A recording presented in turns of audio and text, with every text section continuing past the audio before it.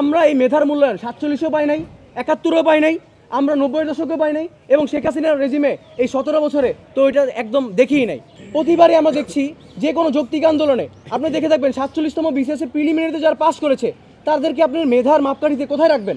ঢাকা বিশ্ববিদ্যালয় সহ বিভিন্ন পাবলিক বিশ্ববিদ্যালয়, বিভিন্ন কলেজ এবং প্রাইভেট বিশ্ববিদ্যালয় সহ যারা বিসিএস পরীক্ষায় অংশগ্রহণ করেছিল তারা সেখানে কয়েক লক্ষ শিক্ষার্থীরা অংশগ্রহণ করেছিল, সেখান থেকে গুটি সীমিত অর্থাৎ কয়েক হাজার প্রিলিমিনারিতে পাস করেছে। অর্থাৎ দেশের সর্বোচ্চ মেধাবীদের স্কেলে তাদেরকে কিন্তু রাখা যায়। তারা ভবিষ্যতে আমলা পর্যায়ে যাবে, তারা ভবিষ্যতে বিভিন্ন প্রশাসনিক কর্মকর্তায় যাবে, তারা পুলিশের এসপি হবে, তারা ইউনো হবে, বিভিন্ন অ্যাডমিন ক্যাডার হবে, ডিসি হবে। তাদেরকে আপনি মানে তাদের এই তরুণ সম্ভাবনা এদেরকে আপনি নষ্ট করতে যাচ্ছেন, তাহলে আপনার আসলে কোন উদ্দেশ্য আপনার হাসিল করতে যাচ্ছেন?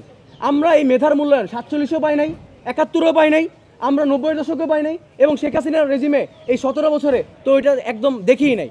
এই 17 বছর রেজিমের যখন পতন হয়েছিল তখন আমাদের তরুণ সমাজের বড় একটি আকাঙ্ক্ষা তৈরি হয়েছিল, সেটি হচ্ছে বুদ্ধিভিত্তিক সমাজ প্রতিষ্ঠা করার লক্ষ্যে মেধা যাতে যথাযথ মূল্যায়ন হয় সেটি নিশ্চয়ই আমরা চেয়েছিলাম, কিন্তু আমরা এর বিপরীত চিত্র দেখতে পেয়েছি। অর্থাৎ গতকালকে 47তম বিসিএসের রিটেন প্রত্যাশী যারা রয়েছে তাদের উপর যে ন্যাক্কারজনক হামলা করেছে, হত্যার উদ্দেশ্যে যে হামলা করেছে, আমি আবার বলছি হত্যার উদ্দেশ্যে হামলা হয়েছে। কারণ দেখবেন আমাদের যে 15 জন শিক্ষার্থী আহত হয়েছেন তাদের মাথায় অনেকেরই মাথায় গুরুতরভাবে আঘাত পেয়েছেন। আগামীকালকে যদি রিটেন পরীক্ষা হয় তাহলে তারা পরীক্ষা দিবে কীভাবে? তার মানে আপনি একটি তরুণ সম্ভাবনাকে আপনি ধ্বংস করে দিচ্ছেন এভাবে।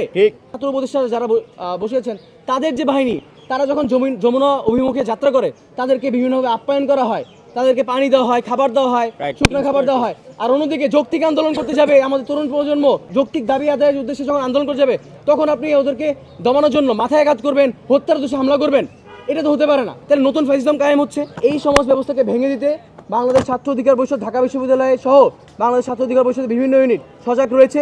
তারা এই নতুন ফ্যাসিজম আর পরিণত হতে দিবে না। আমাদের যে সর্বশেষ বক্তব্য সেটি হচ্ছে 47তম বিসিএসের রিটেন প্রত্যাশীদের যেভাবে হামলা করা হয়েছে এর দ্রুত বিচার নিশ্চিত করতে হবে। যে সকল পুলিশ এসপি, যে সকল ওসি, যে সকল থানার যে সকল কনস্টেবল এর সাথে জড়িত ছিল তাদেরকে চিহ্নিত করে অতি দ্রুত আইনি ব্যবস্থা আমরা দেখতে চাই। না হলে আমরা ধরে নিব নতুন ফ্যাসিজম কায়েম হচ্ছে। এর বিরুদ্ধে আমাদের অ্যাকশন সবসময় কঠোর ছিল। ছাত্র অধিকার পরিষদ এই বিষয়ে কঠিন অ্যাকশন নিতে প্রস্তুত রয়েছে।